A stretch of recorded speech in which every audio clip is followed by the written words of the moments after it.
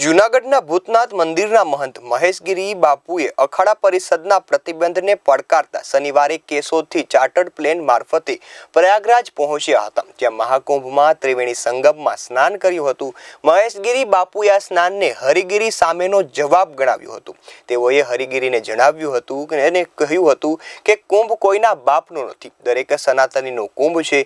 ઉલ્લેખનીય છે કે જૂનાગઢના ભૂતનાથ મંદિરના મહંત મહેશગીરી અને ભવનાથ મંદિરના મહંત હરિગીરી વચ્ચે ગિરનારમાં માં અંબા મંદિરની ગાદીના વારસાને લઈ લાંબા સમયથી વિવાદ ચાલી રહ્યો છે, ત્યારે અખાડા પરિષદે તેમની બેઠકમાં મહેશગીરીને સંત ન ગણાવી મહાકુંભમાં પ્રવેશ અને સ્નાન પર પ્રતિબંધ મૂક્યો હતો। મહેશગીરીએ પ્રયાગરાજથી જણાવ્યું હતું કે હરિગીરીને હું કહેવા માંગુ છું કે કુંભ કોઈના બાપનો નથી, દરેક સનાતનીનો કુંભ છે। આજે અધર્મનો નાશ કરવા માટે હું ડૂબકી લગાવી રહ્યો છું।